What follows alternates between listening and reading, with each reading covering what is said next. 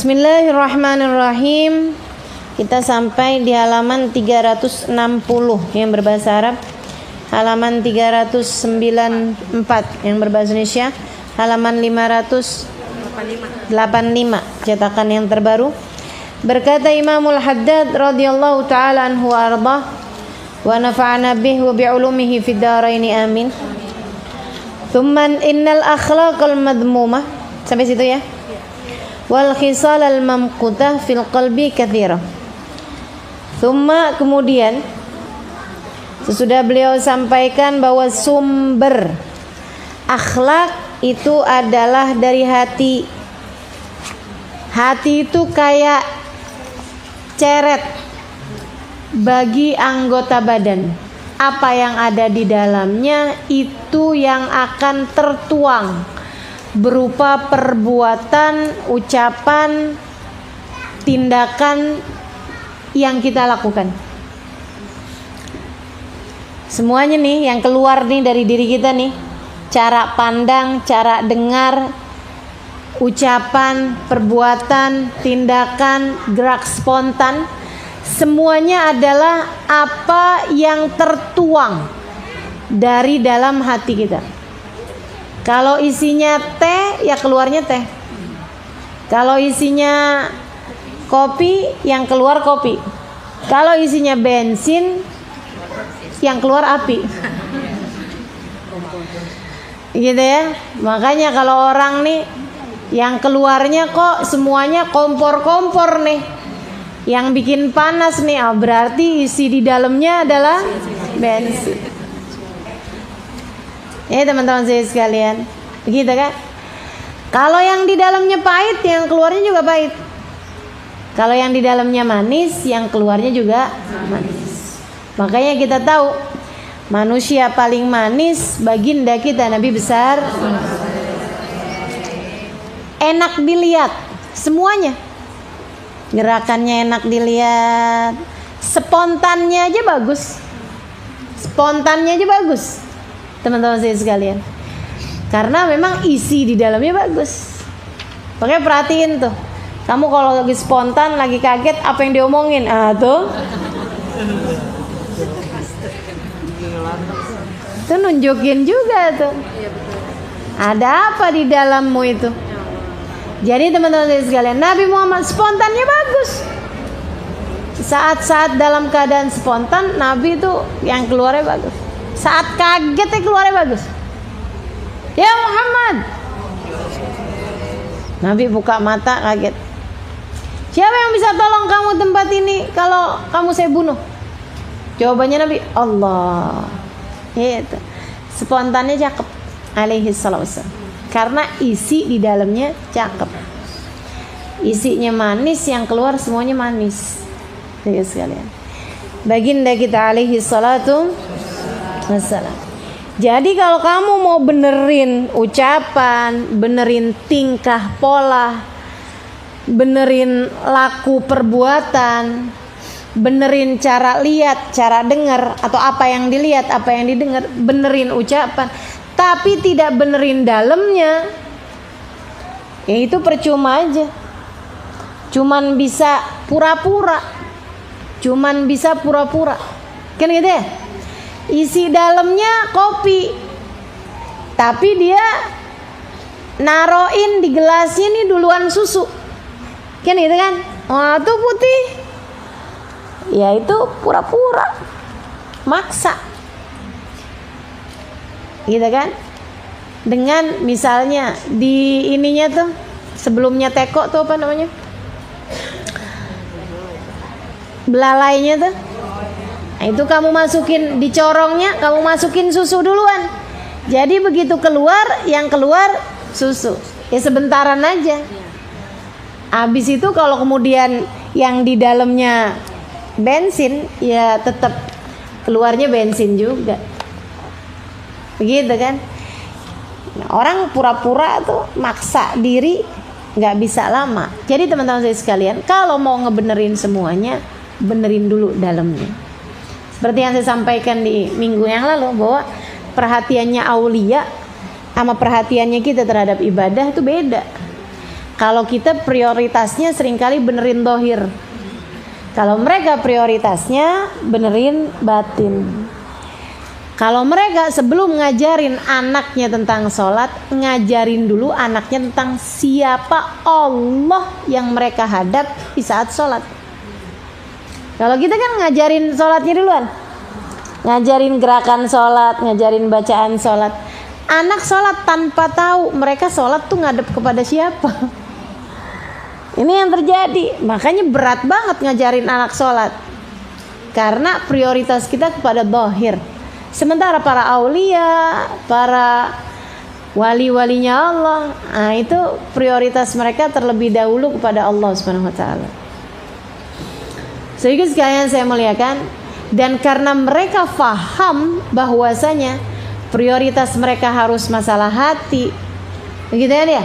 Mereka ngasih bensinnya hati itu bagus. Mereka ngasih masukannya hati itu bagus. Apa tuh yang jadi bensinnya? Makanan halal. Makanan halal. Yang buat ngidup-ngidupin hati ini makanan halal, teman-teman saya sekalian. Makanya pintunya kebaikan hati, pintunya doa mustajab, makanan yang halal. Nah, itu jadi prioritasnya para wali. Prioritasnya orang soleh, makanan halal, begitu ya. Kemudian apa yang ada dalam hati orang, ngedidik hati, ditambah makanan halal. Jadi sekalian saya muliakan. Karena nih, kalau misalnya makanannya haram nih, repot. Nanti yang keluar bakalannya perbuatan yang gak bagus. Saya berulang kali sampaikan perbedaan antara lalat sama tawon. Jadi sekalian, tawon dipelihara orang walaupun nyengat. Iya kan ya? Dipelihara orang walaupun nyengat. Kenapa gitu? Karena yang keluar dari dia bagus. Yang keluar dari dia manis. Yang keluar dari dia adalah madu. Kan gitu ya? Tawon tuh yang keluarnya madu, teman-teman sekalian. Makanya orang pelihara, orang perlu buat jadi obat. Yang keluar dari dia jadi obat. Ustadz yang kalau ngomong jadi obat, dokter-dokter yang kalau ngobatin bisa menyembuhkan, orang-orang yang manfaat, gitu kan. Tawon ini nih barang manfaat, yang keluar dari dia adalah barang yang bagus, bisa jadi obat. Kalau dia jadi istri yang keluar dari dia bisa ngobatin suaminya. Suami kurang bener, gara-gara keikutan sama istrinya nih, benerin. Anak-anak yang kenapa-napa jadi bagus. Kenapa? Ibunya tawon.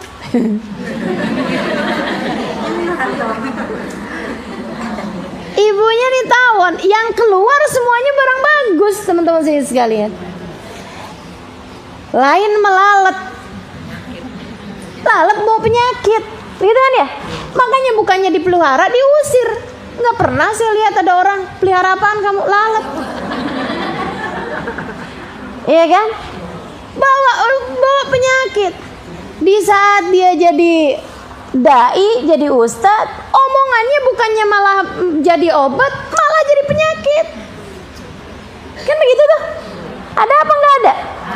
Ada. Teman-teman saya sekalian, katanya si ustadz diundang, katanya si ustazah diundang, tapi omongannya bukan malah jadi obat, malah jadi penyakit. Kenapa? Ngundang lalat. Ya rusak ya. Sehingga sekalian, jadi pejabat tapi dia lalat, iya jadi penyakit. Kan begitu? Jadi istri tapi lalat, iya bawa penyakit. Sama suami diusirin mulu. Sama anak-anak, aduh mama ngapain sih mah kesini mah? Kan saya lagi mau ini nih mah. Iya mama mau di sini. Ah mama sanaan apa mah?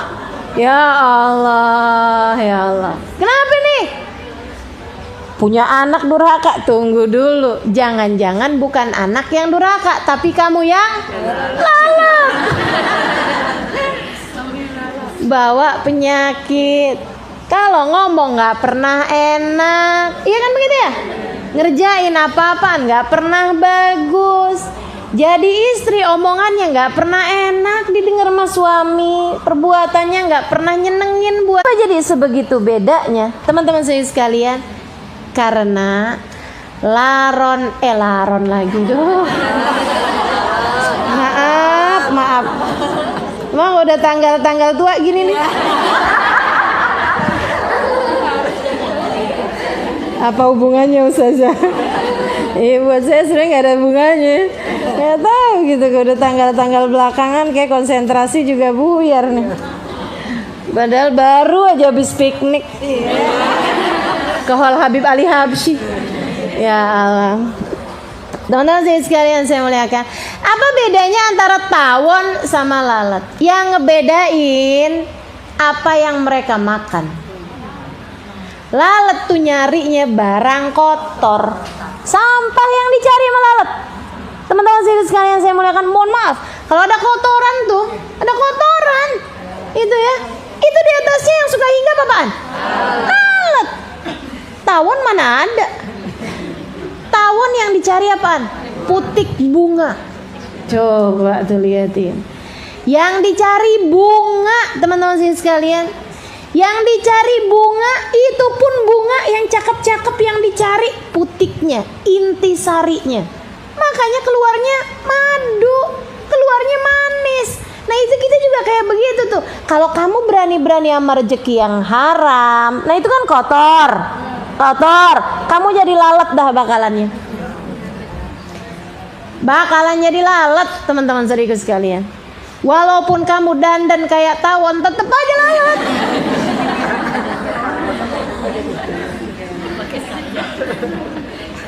Ya Allah, ya Allah. Tapi kalau udah yang masuk makanannya halal, ya kan ya? Nyari putik bunga, nyari barang halal, nggak berani sama yang haram-haram, nggak berani sama yang haram-haram. Oh bukan punya saya, sampai nama suaminya, bang kita dikit-dikit nggak apa-apa bang, yang penting halal. Kan gitu, bilangin sama anaknya, jangan berani nak sama yang bukan hak milik kita, gitu kan? Nah itu makanya prioritasnya para wali itu benar-benar urusan rezeki halal nomor 1. Kemudian perkara yang mereka benahi dari diri sebagai manusia adalah hatinya, sumbernya yang dibenerin. Udah sumbernya bagus, itu hati, sumbernya akhlak, maka yang keluar adalah perkara-perkara yang bagus dari akhlakul karimah yang didapat. Nah makanya nih beliau bahas thumma innal akhlaqal madhmumah wal khisalal mamkuta fil qalbi katsira. Nih kita kalau mau bersihin hati, bersihin dari apaan beb? Gitu kan? Kita nanya nih, kita kepengen hati kita biar bersih, kita kepengen hati kita biar benar, biar apa yang tertuang dari akhlak kita adalah akhlak yang bagus. Nih apa nih yang perlu kita benerin nih beb? Kita nanya nih sama Imamul Haddad. Beliau bilang innal akhlaqal madhmumah, sifat-sifat atau akhlak yang buruk, wal khisalal mamkuta, perangai-perangai yang dibenci. Penyakitnya hati nih banyak, kata beliau. Wa kadzalikal akhlaqul mahmudah, demikian pula akhlak yang terpuji. Ahlan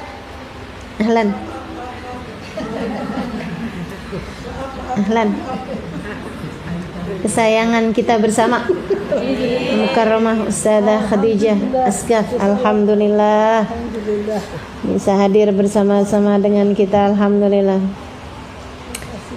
Tsumma innal akhlaq wa kadzalikal akhlaqul mahmudah, demikian pula dengan akhlak yang terpuji. Wal hisalal mahmudah, dan perangai-perangai yang disukai, yang dicintai di sisi Allah, di sisi semua orang.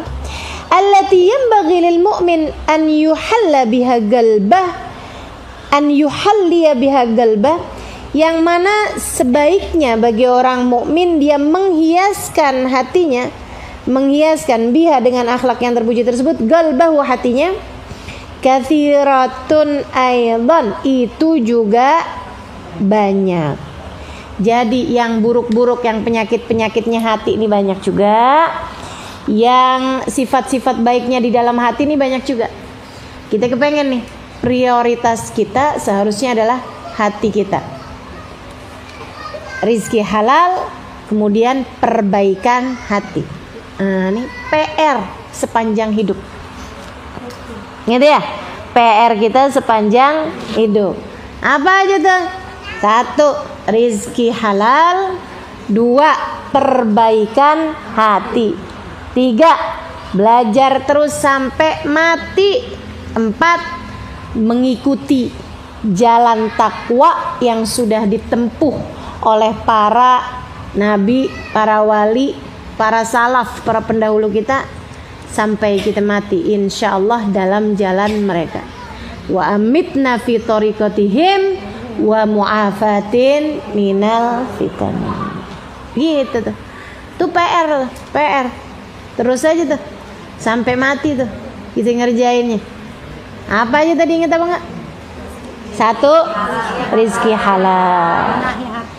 Yang kedua, benahin hati. Ini sampai kapan nih kita benahin hati? Terus aja. Kita bener-benerin hati kita sampai mati. Rizki halal sampai kapan nih? Sampai kaya? Enggak, sampai mati.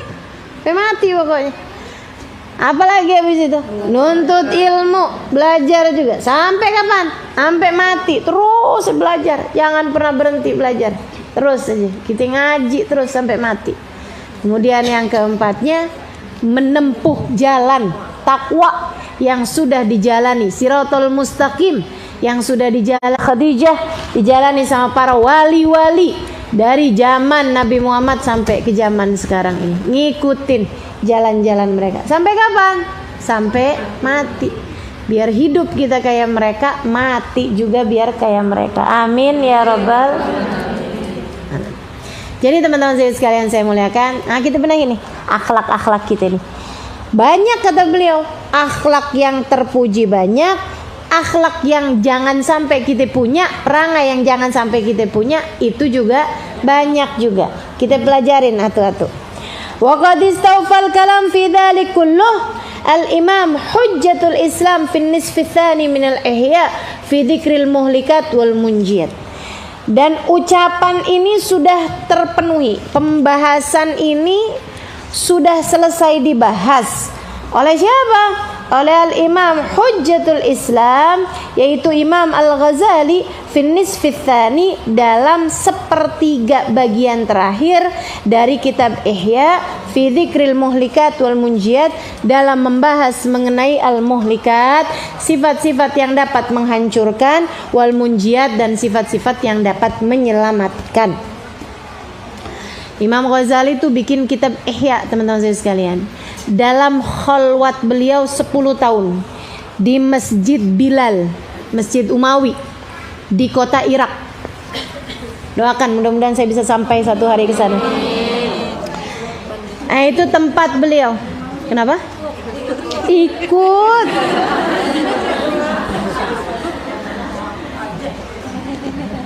Ikut aja. Ya Allah. Jadi teman-teman saya sekalian, Imam Al-Ghazali itu beliau udah jadi ustadz. Ceritanya Imam Ghazali mirip nih sama ceritanya ustadz saya yang minggu lalu saya ceritain. Nah, tuh. Beliau udah jadi ustadz, kemudian beliau liatin, waduh ternyata hati saya belum kemana-mana nih katanya. Saya nih belum ngedidik hati saya nih, masih berantakan begini nih hati saya. Beliau sudah punya murid, sudah punya kitab yang beliau karang banyak, teman-teman sekalian. Imam Ghazali ini orang yang dikasih kesempurnaan akal. Akalnya sempurna. Tingkat kemakrifatannya tertinggi, saudara sekalian. Di antara hamba-hamba tentu saja sesudah Nabi Muhammad, sesudah Sayyidina Ali, kan ya, sesudah para khulafaur rasyidin. Nah, ini Imam Al-Ghazali merupakan kummal ar-rijal, orang-orang sempurna dari kalangan hamba-hamba Allah Subhanahu wa taala. Imam Ghazali mikir-mikir, kok saya belum kemana-mana nih ya. Ini kok saya masih terus-terusan perang menghadapi hawa nafsu begini nih. Tinggalin aja dah semuanya. Ditinggalin. Bukan karena patah hati, bukan, tapi justru karena dia merasa kok hidup saya nggak bener-bener nih, masih berjuang terus-terusan begini nih, kok nggak bisa ngalahin terus nih saya nih sama hawa nafsu saya nih. Jadi ditinggalin semuanya. Dia kemudian pergi meninggalkan muridnya, meninggalkan keluarganya, meninggalkan semuanya, berangkat pergi haji. Teman-teman sekalian, memang waktunya haji. Habis dari pergi haji itu, beliau kemudian pergi ke Irak. Kenapa kok pakai pergi haji dulu, nggak langsung ke Irak? Biar mengelabuhi orang-orang buat nyari beliau. Jadi beliau kabur. Memang beliau kabur, beliau tinggalin semuanya. Jadi nih muridnya apa segala macam udah diserahkan kepada saudaranya untuk dididik selama beliau nggak ada di sana, gitu kan ya. Keluarganya semua udah dititip-titipin nafkahnya apa semuanya sama siapa kayak gitu, udah dirapiin gitu sama beliau. Beliau kemudian kabur, nggak ada sesiapapun yang dikasih tahu kemana beliau pergi. Kepergian beliau itu sampai membuat pimpinan negara, ibarat katanya nih gubernurnya daerah tempat beliau tinggal itu sampai nyari beliau, karena memang dianggap sebagai ulama terbesar pada zaman tersebut, tiba-tiba kabur. Jadi dicariin kemana-mana yang nggak ketemu gitu. Beliau haji, habis selesai haji kemudian beliau pergi ke Irak. Di Irak itu beliau tinggal di menaranya Masjid Umawi, masjidnya Sayyidina Bilal, masjid yang dibangun Sayyidina Bilal bin Rabah. Beliau naik ke atas sana itu. Sayyidina Bilal itu kan perginya ke Irak. Habis Nabi Muhammad wafat, beliau hijrahnya ke Irak, teman-teman saya sekalian. Beliau bangun masjidnya di sana, beliau ngajar di sana sampai semeninggalnya di sana.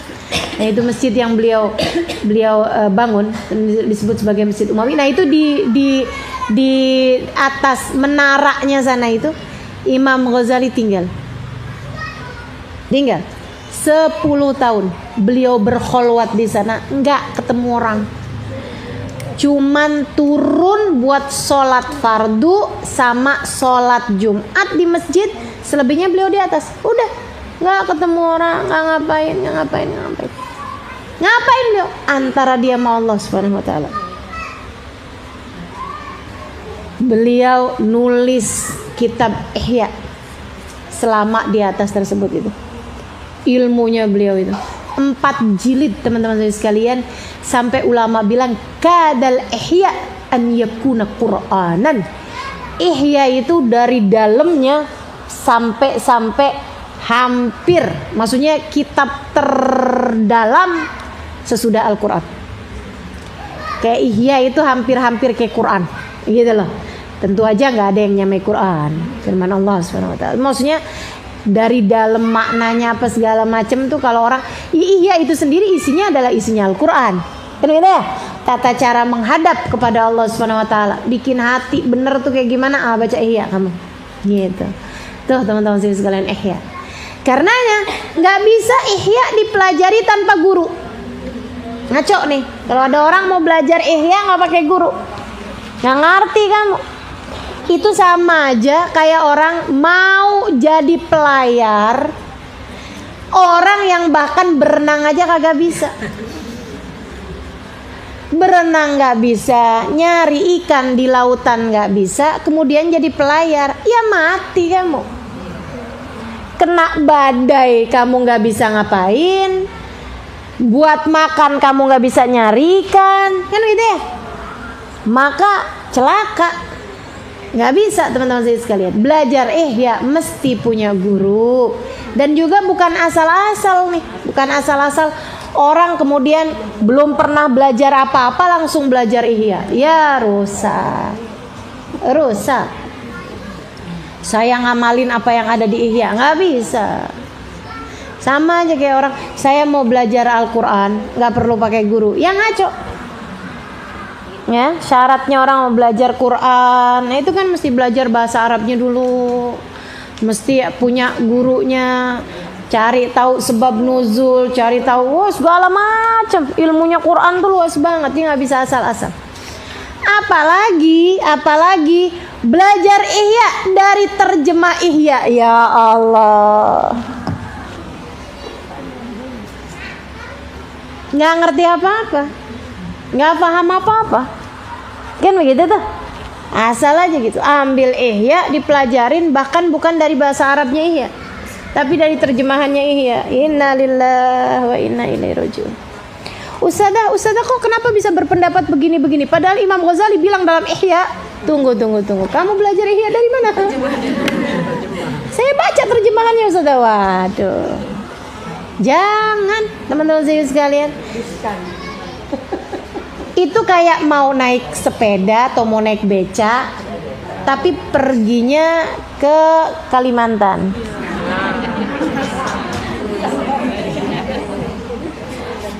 Nggak akan pernah sampai, kan begitu ya? Nggak akan nyampe, teman-teman saya sekalian. Udah nggak usah gaya-gaya, udah. Ustazah kalau nggak punya guru gitu, nggak bisa bahasa Arabnya juga, kalau kitab-kitab yang mau dipelajarin apaan? Kayak kitab-kitab ini nih, kitab-kitab awam yang kita pelajarin nih, ini aja saya tidak sarankan kamu bacanya tanpa guru. Baca sendiri coba ngerti. Rada repot ya. Ada yang dimengerti tapi banyak yang nggak dimengerti. Mesti ada gurunya, teman-teman sekalian. Apalagi kalau kelas-kelasnya Ihya. Tapi beliau bilang, karena beliau ini kan orangnya memang masya Allah nih kan.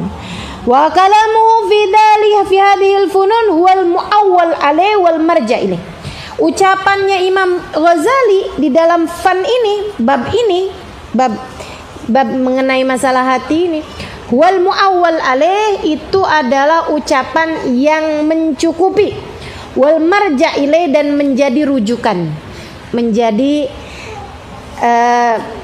rujukan di kamalihi fil ilmi wal ibadah, karena kesempurnaan Imam Ghazali fil ilmi, dalam ilmu, wal ibadah, dan dalam ibadah. Teman-teman saya sekalian, ini Imam Al-Haddad ngomong kayak begini tentang Imam Ghazali. Para ulama bilang itu adalah karena Imamul Haddad sesudah zamannya Imam Ghazali. Laulah, andai tidak karena itu, niscaya Imam Ghazali yang akan berkata seperti itu tentang Imam Al-Haddad. Karena Imam Al-Haddad sempurna ilmunya, sempurna akhlaknya, sempurna ibadahnya, sempurna pengikutannya kepada baginda Nabi besar Muhammad alaihissalam, dan sempurna karomahnya, teman-teman sekalian. Imamul Haddad hatinya bersih, gak ada apa-apanya. Makanya sampai julukannya Al-Haddad. Apa Al-Haddad artinya? Tukang besi. Kenapa tuh tukang besi? Kenapa dapat julukan tukang besi? Apakah karena beliau jadi tukang besi? Enggak ada teman-teman saya sekalian. Imam Al-Haddad dapat julukan tukang besi karena mereka bilang Haddadul Qulub, tukang besinya hati. Tukang besi itu kerjanya apaan sih? Dari besi lantakan, ya, dari besi batangan tuh, sama tukang besi ditempa sampai jadi pedang berkilau, sampai jadi pisau, sampai jadi sesuatu yang bermanfaat, kan begitu ya?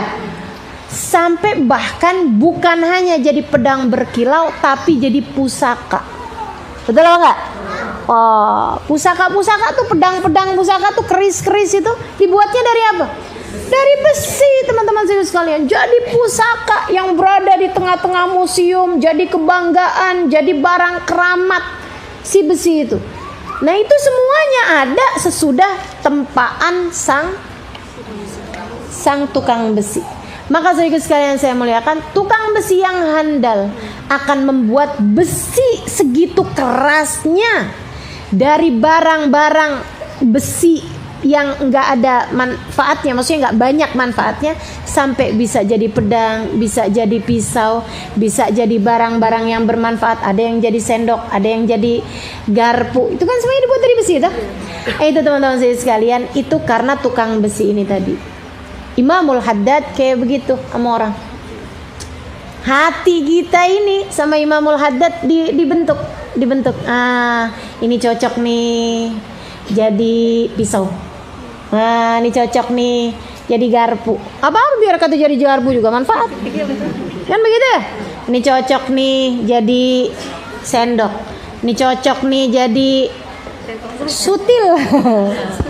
Nih cocok nih jadi sekrop. Tapi kan manfaat teman-teman sekalian. Ada juga yang cocoknya jadi pedang. Bahkan ada juga yang cocoknya jadi pusaka. Jadi keris pusaka. Masya Allah. Nah itu semuanya Imamul Haddad. Imamul Haddad bukan hanya memperbaiki diri sendiri, tapi membentuk hati-hati para murid-muridnya. Masya Allah. Maka beruntung orang yang hidup di zaman Imamul Haddad. Lah terus habis Imamul Haddad nggak ada gimana dong? Ini dia teman-teman saya sekalian. Ketika Imamul Haddad sudah tidak ada, rahasia, sir, hikmah, kemampuan Imamul Haddad itu tertuang dalam kitab-kitab yang beliau punya. Makanya bukan main-main. Kenapa kita tiap Kamis ngaji kitabnya Imamul Haddad? Bukan main-main teman-teman saya sekalian. Bukan tanpa pemikiran. Kenapa saya maunya ngaji di sini kitabnya Imamul Haddad nih? Udah bertahun-tahun nih kita bahas kitab ini. Kan begitu ya?